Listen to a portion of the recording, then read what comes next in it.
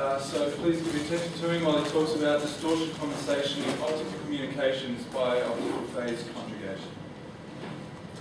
Okay, thanks again everyone. So this will be the last presentation, so I'll try to keep it on time.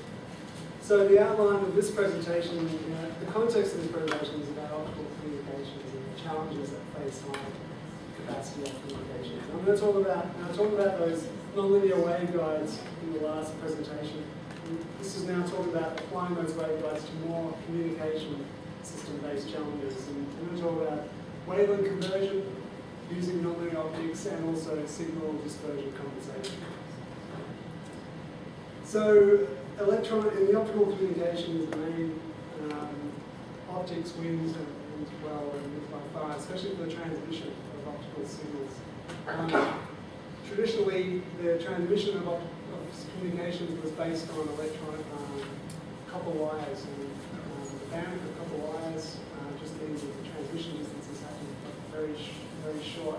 So the optical fibers have a very low loss, as shown in this left figure here, which is the loss as a function of wavelength. There's at 50 nanometer wavelength, there's a minimum loss of 0.2 dB per kilometer. So we have this very low loss medium transmit, very low bandwidths.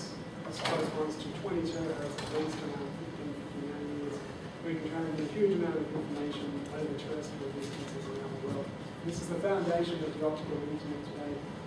And now how to increase the capacity, data carrying capacity of optical fibers. The traditional way is by wavelength division multiplexing. That's by using this broadband, low loss region to multiplex the different signals onto different colors of light and transmit those signals all along the one fiber. Here's an example of an 82 channel, each channel carrying 40 gigabits a second. And this is signals are multiplexed in what's called the L band, which is the long wavelength region of around 1600 nanometers. And we have the C band, which is the central wavelength band, which is around these 50 nanometers. So we're using this full low loss window here to transmit 82 channels.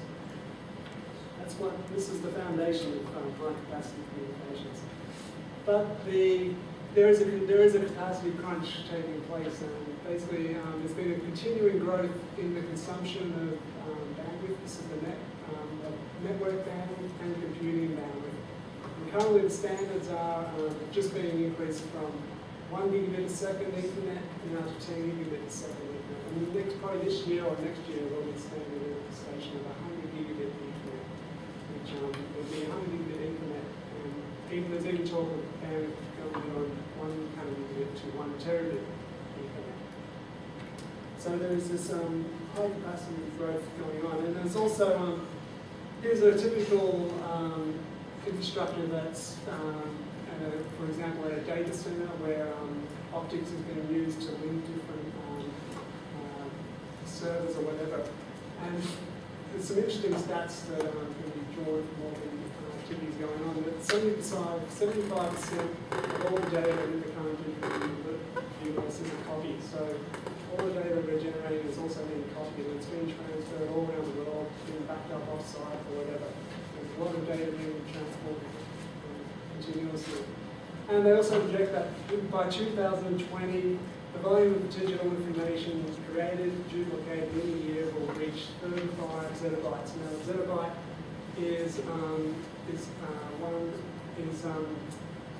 that's 35 zettabytes, that's 35 trillion gigabytes. Now, to take a DVD is equivalent to 1 millimeter thick, that's 35 by 250 billion DVDs, and if you do the math, that comes out to 39 million kilometers. So it's huge amounts of data. And in 2010, already one zettabyte of data will be transported in that year around the internet. So huge. And a Cisco report recently also said that global online video community will be 1 billion users by the end of 2010. And by 2014, the amount of video that will be crossing global IP networks would take 72 million years for one person to watch. So there's a huge amount. Video is really driving a lot of the bandwidth constraints on optical communication networks. And this is an example of a data center that, from Google. Google have about 50 data centers around the world where all the data that goes through goes through on their networks. And as you can see, they're huge infrastructures requiring even bikes to go around them. So it's a massive amount of interest in cutting costs, cutting the power requirements, integrating devices, optical devices, finding new ways of doing things better, getting the scale down. So how the internet works today, it's the basic foundation is that we have these, this is an example of the US network, that we have these long distance transmission links, and there's all these what's called IP routers, which are IP routers that look something like this. They're basically complicated electronic switches. So we have these, transmitting from router to router is fine, we can transmit huge amounts of data, terabits per second. But once they get to hit these routers, they've got to be converted back to electronic signals. Then there's a lot of these routers have to read where these basically data is transported in packets, optical packets, have to read each packet, find out where its next destination is, and decide where to route each next packet and send it on its way, convert it back to an optical signal, and convert it on its way. And there's been studies that have shown that when surfing the internet, basically the number of routers that most traffic goes through from reaching its source to destination is about 14 of these routers. And so, as I said, the way the links work is that they multiplex different wavelengths onto different signals. A simple way to reduce the number of hops in a number of transports through these routers is basically choose what's called wavelength express, and that's basically where a router will, rather than detect the signal and read its packet and then map it on, send it off its next wave, it keeps it in the optical domain. There'll be a wavelength express. It will just basically see if you switch to a certain color of laser, then it will basically bypass all the electronics. And another way of doing it is by wavelength. So that's going to raise the importance of wavelength conversion, where you can switch from one wavelength to another to take advantage of those kind of optical express kind of functionality. And what we're looking at is an optical chip wavelength converter. And this device, we want to be able to put in a wavelength and basically get a different color, transport that signal onto a different color transparently without any electronics. Other important directions that are being pushed, as I said, to reduce the cost and complexity of these networks, about integrating components, more components onto optical devices. And here's a sample of a high capacity. This is a real.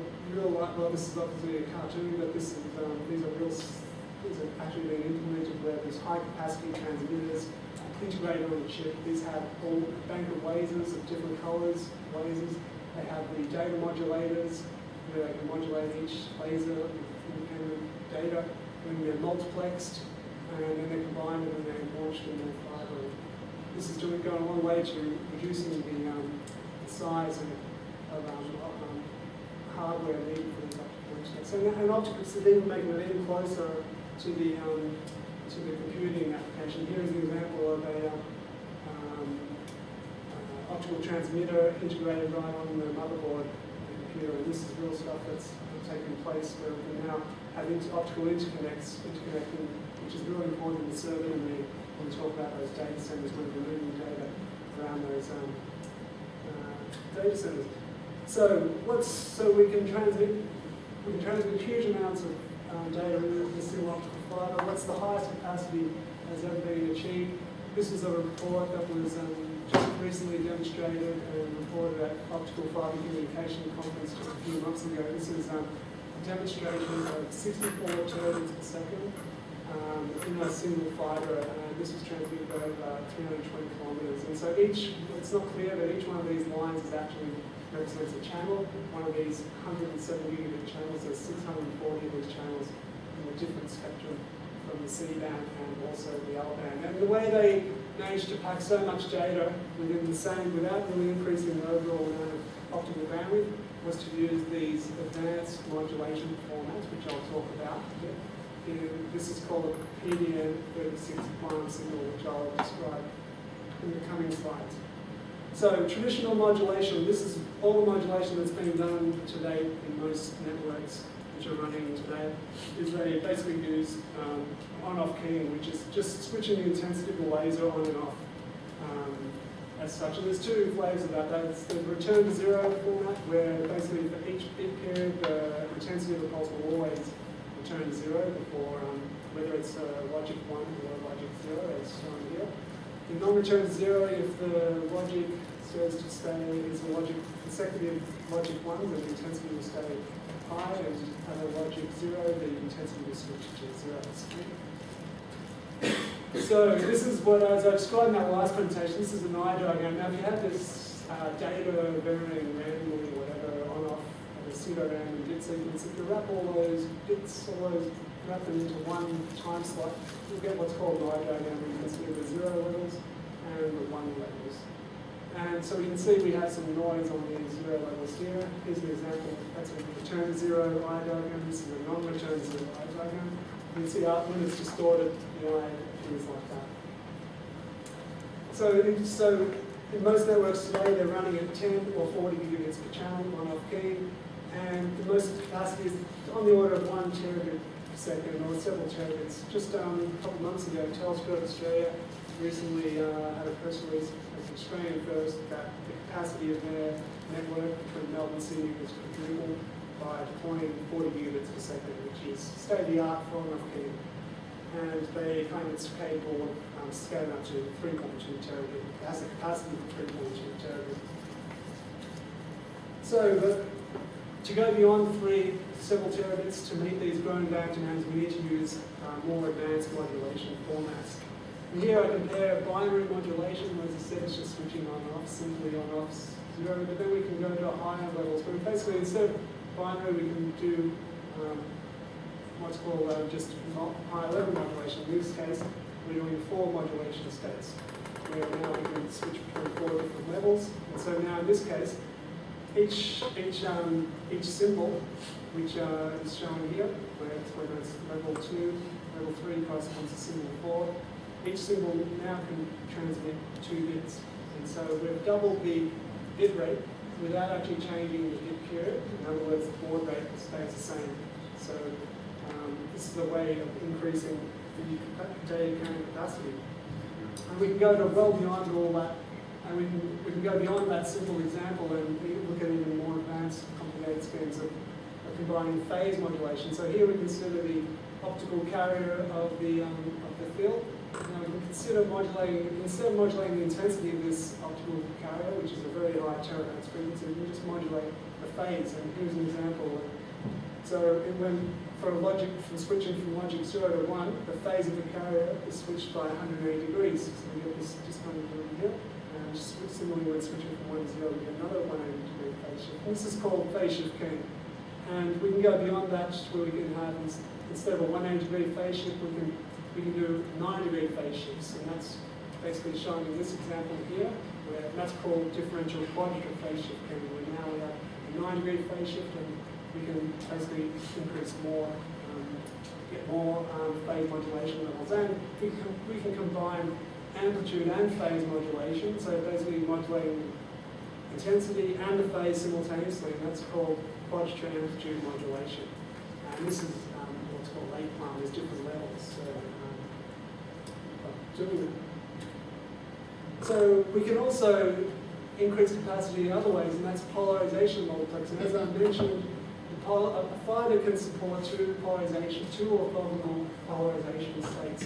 So we can launch a signal on one axis of this fiber, and we can propagate a signal orthogonally to that signal, and they won't interfere. They'll remain orthogonal along that polarization, ignoring nonlinear or polarization modes.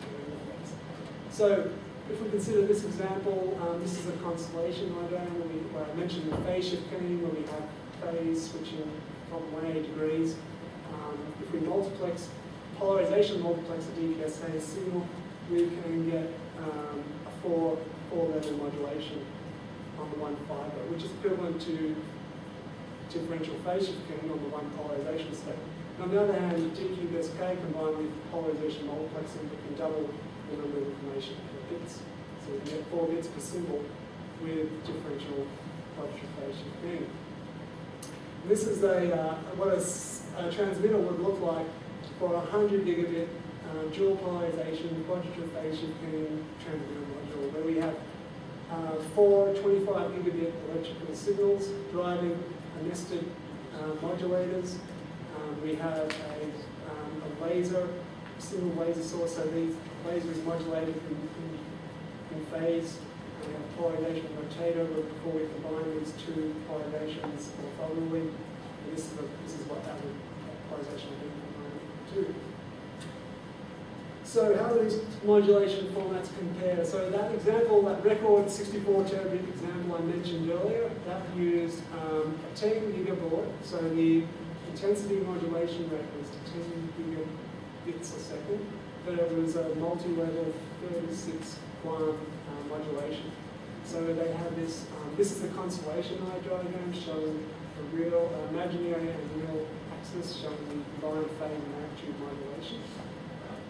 And so what they managed to do was essentially pack 53 gigabits a second in one polarization state in a 10 gigahertz bandwidth, because bit rate was roughly 10 gigabaud. So they've got two polarization states, polarization multiplex, they've got equivalently 107 gigabits packed in. So compared to like what Telstra have just implemented, well, this is a 10 gigabits return to zero, and non-return zero on FKing. So 10 gigabit return to zero signal, we can see the spectrum spans 60 gigahertz.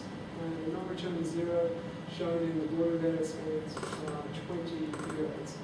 Now what this record, they've managed to pack 100 gigabits in a 10 or 20 gigahertz bandwidth. So it's a much more spectrally efficient signal. So and you can go beyond that and you can go to higher level modulation. 256 times and demonstrate 4 gigabaud. So they've managed to pack 64 gigabits in a roughly 5 gigahertz bandwidth. So that we can't keep doing that. We can't just keep increasing the modulation level. We're going to hit a limit, and that's where Schoenfeld comes in. And Schoenfeld basically says that for a given signal to noise, there's a maximum number of bits per second of hertz that can happen into that bandwidth. And so if you operate above Schoenfeld's limit, you can't get a narrow free channel. Below it, so you have to stay in this grid region. And here's one example of this 256 quantum signal that was just recently reported. They used polarization multiplex, 4 gigas symbol. This is what 4 gigas, this is the baud rate, 4 gigabits a second, and they generated 64 gigabit signal. As you can see, each point in this constellation diagram, they're getting closer and closer together, which means basically they can tolerate less and less noise, which is as we expect from Schoen's. So the more points we add, the higher the signature noise we need in order to keep these points not interfering. So if we want to go even higher beyond these high modulation formats, we can also use another technique called time division multiplexing. I alluded to that in my last presentation. The basic idea of time division multiplexing is that we interleave pulses in the time domain. So here's an example where we use a single pulse source, we split it up, and on each channel we modulate some data on each different channel. These are all the same wavelength, even though they're different colors, they're the same wavelength. But we now, since these pulses are short, they have a short width relative to their period, we can interleave these pulses in time, and we can generate a higher bit rate signal as well. And this is quite a challenging approach, and it's not used in communication networks today because of the complexity of time and trying to align all these channels in optics and keep track and all that. And the other challenge is, while we can generate very high bit rate signals in the optical domain, the other challenge is how do we detect and switch out these signals at the receiver, and that's not easy. We need a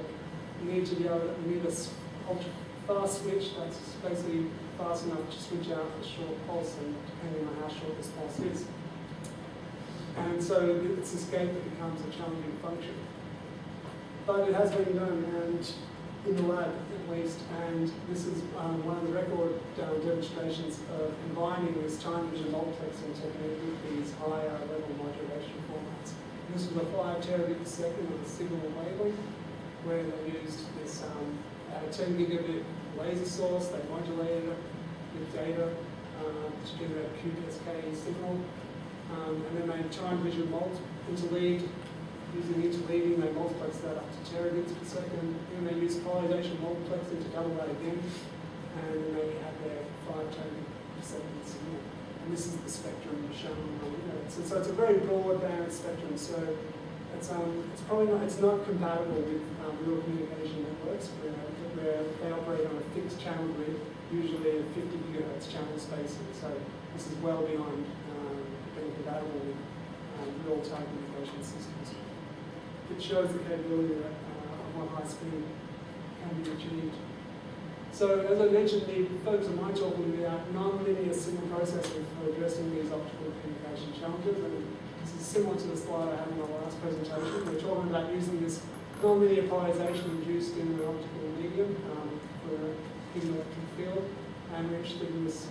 Mainly, my talk is about using this chi-free non-linearity, particularly the chalcogenides. As I said, this chi-free nonlinearity gives rise to the optical Kerr effect, where the index of the material varies in proportion to the nonlinear index and the intensity of the field. And the important parameter is this nonlinearity coefficient, which is proportional to the nonlinear index and the effective nonlinearity. And it gives rise to these different effects.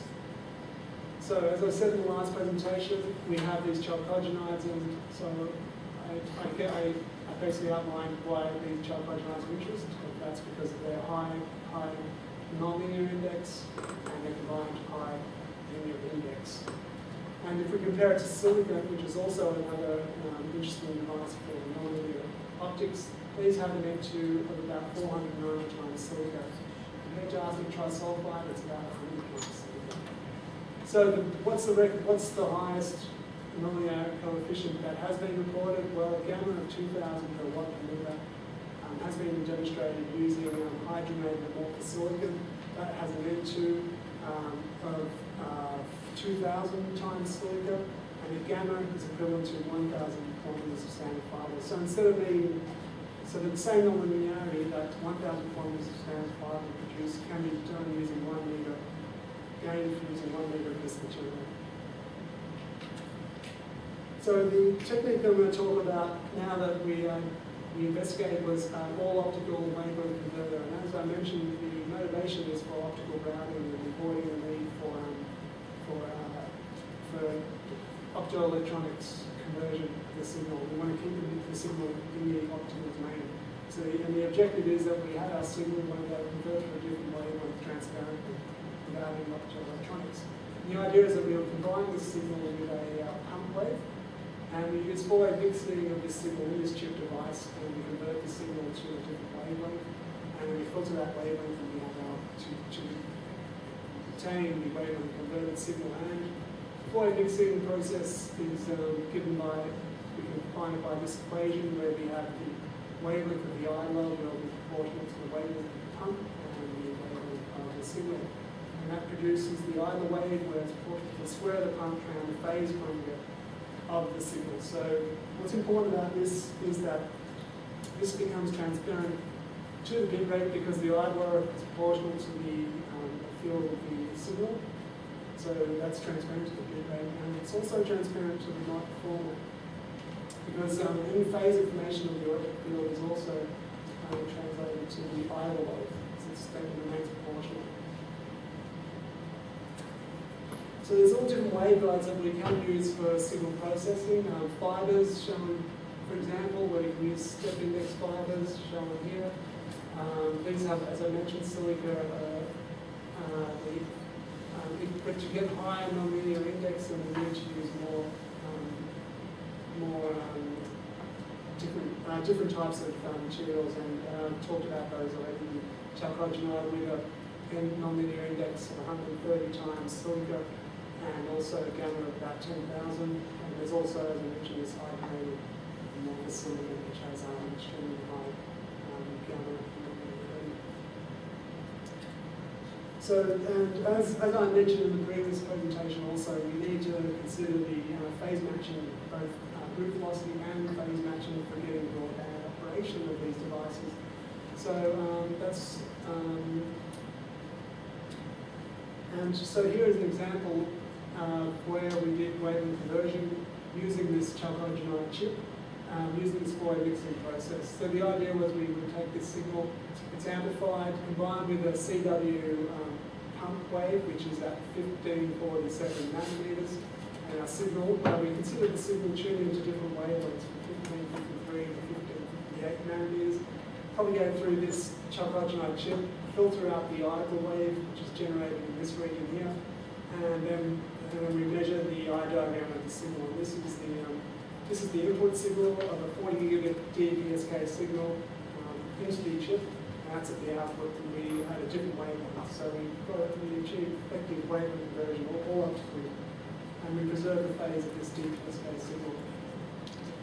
And well, we can go, there's been other demonstrations. This is an example of using Pipling.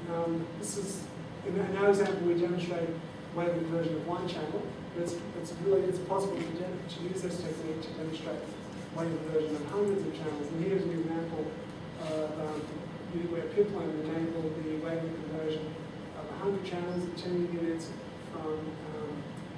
from the C band up to the L band.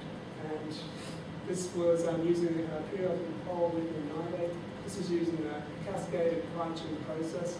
So the signal showing multiple channels here, combined with a pump. So the first process, Chi-2, there's a second harmonic generation, generates a pump from this pump here.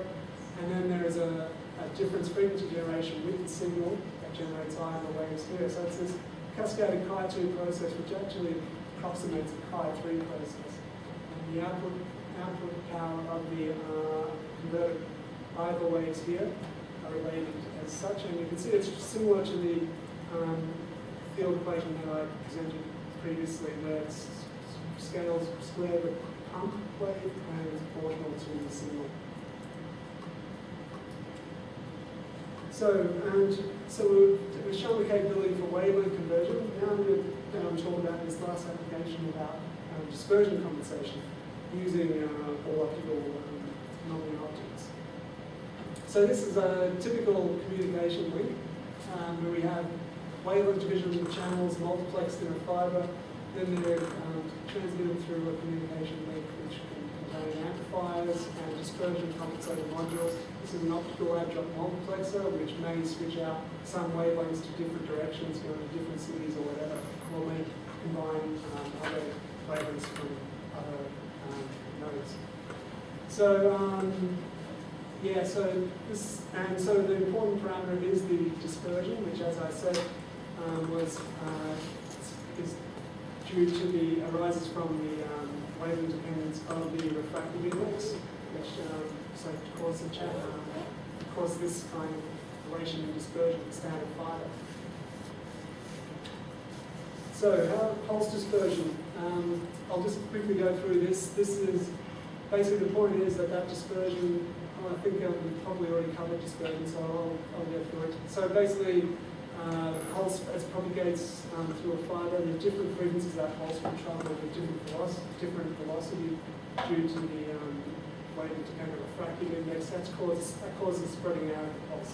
And the key point is we have this what's called dispersion length of the pulse, which is scales with the square of the pulse width and is inversely proportional to its theta 2 coefficient, which is proportional to that dispersion. So we have so why is that a problem? Well, if one pulse broadens, that's no big deal, but if we have a communication signal, as the pulse disperses, that's going to be interfering with its neighboring pulse, so we have errors.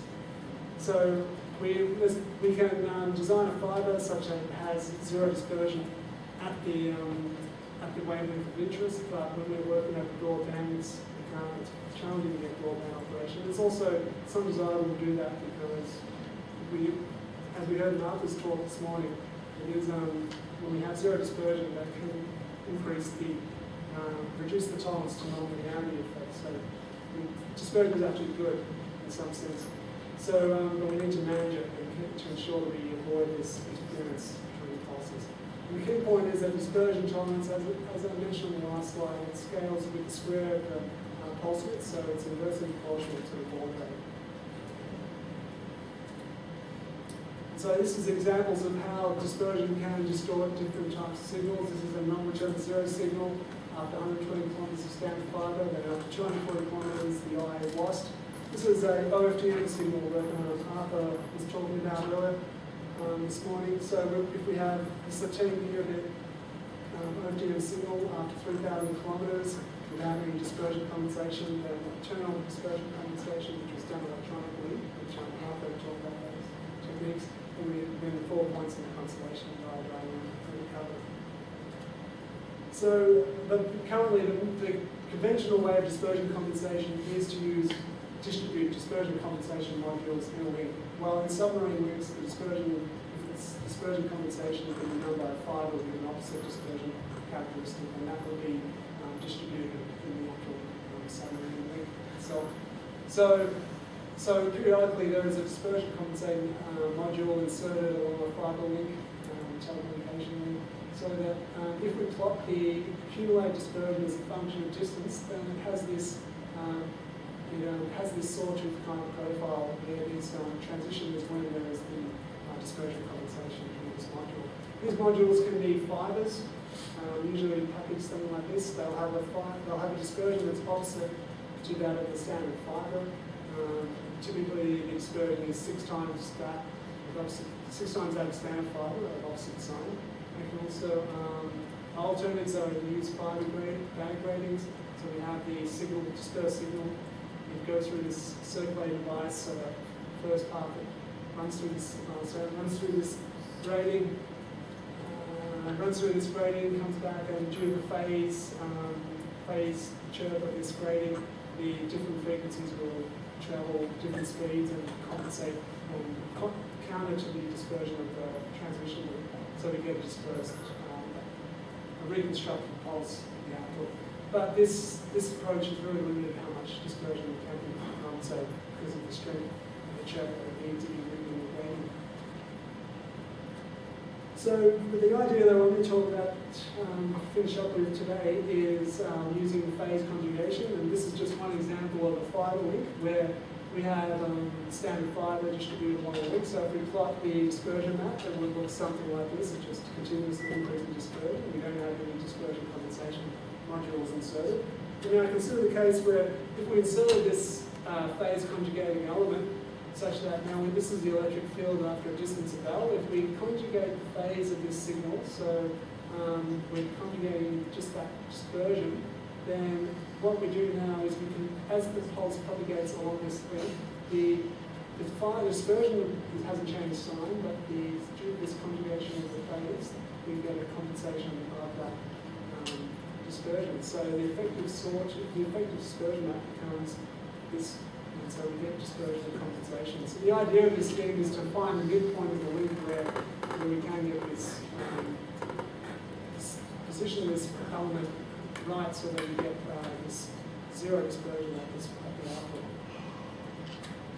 And so we demonstrate that using one of these topological chips where we built this 225 kilometer link where we had a wavelength division multiplex signal. It was a phase shift gain signal returning to zero. Differential phase shift gain, and propagated it through 225 kilometers, and inserted this OBC device, which was this chip, the midpoint of the link roughly. And so this is the eye diagram of this signal, one channel of this signal at the transmitter, and this was just after 2 kilometers, and that just highlights how sensitive such signals are to dispersion because they're traveling over much broader distance. And this is what's contained in this OBC device. We combine it with a CW laser, which acts as a pump, or a mixer, combined with the signal. And so we, as I said, that pumps or a mixer process, which produces this fiber wave here, which is a replica of the input 3-channel signal. Filter that out, and then we have our converted signal, which is the important thing is that the either wave, the phase of the either wave is conjugated as I showed in that equation earlier. So this is the input and output spec. This is the input spectrum to the chip, which was after 105 kilometers, and the launch power in the waveguide was 450 milliwatts peak power for this total. So that was the average power. So then at the output we get this spider wave shown here, which we filter out and then propagate it through the remaining link. And here we see the eye diagrams. We have this input. This is one of the channels, that wavelength vision multiplex signal, and that's after 225 kilometers. So we get absolutely near excellent recovery of the signal. And we measured the bit rate performance, and there was a very small penalty there, so it worked really well. So there's been experiments going beyond that using different devices. This is using the Piplin, and this is showing really the capability of the technique using showing the transmission of a 22-channel, 20 gigabit DQ cascade signal over 10,000 kilometers, and that worked very well. So here's it's using basically a similar process but using pure quality. So finally, one of the recent results, I talked using this four-way mixing process that I mentioned, which was basically this process here where we propagate the signal with a pump is propagated with the signal to generate a phase conjugated idler.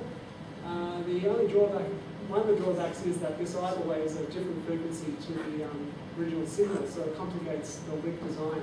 So there was an interesting paper at OFC reported just a few months ago about phase preserving optical phase conjugation. The idea is that by using this non-degenerate pump configuration, it's four-way mixing with two orthogonally polarized pumps at separate wavelengths.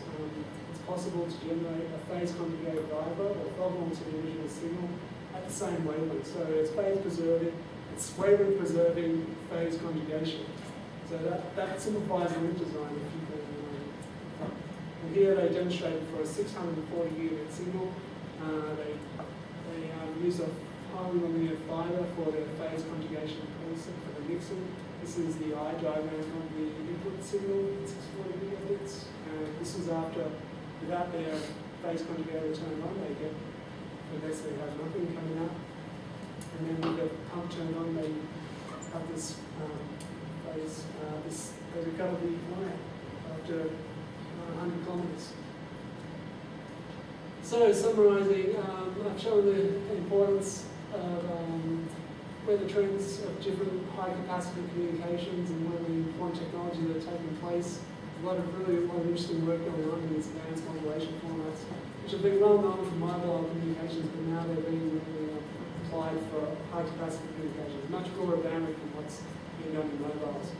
But it's a really hot topic at the moment. And what I've talked about is about using all optical signal processing to help implement some of these functions that can work with these signals. And I've talked about these cryotron and the waveguides in particular. And I've shown two applications. This is a broadband wavelength converter, or optical wavelength converter. And finally, this dispersion compensation using this optical phase conjugation technique. So thanks.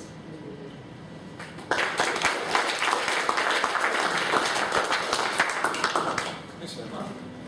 Does anyone have any questions? Do you know about some alternative approaches to convert wavelengths rather than those nonlinear materials and short coordinate materials? Yeah, well, the way it's done today is just optoelectronics. So just to basically detect the signal and modulate it onto a new wavelength. So it means another laser source. And yeah, but as an alternative approach is that, we don't need to different alternative light source. Are there some? Well, at the end of the day, it's going to need some mixing process. It's good. So you want to mix, it has to be a mixing process of some sort. Which involves some non-linearities. Any other questions? All right, well, thanks for your attention. That's the end of the talks for today. Don't forget the poster session starting at 5:30. And good luck to anyone who's entering the poster competition. Don't forget about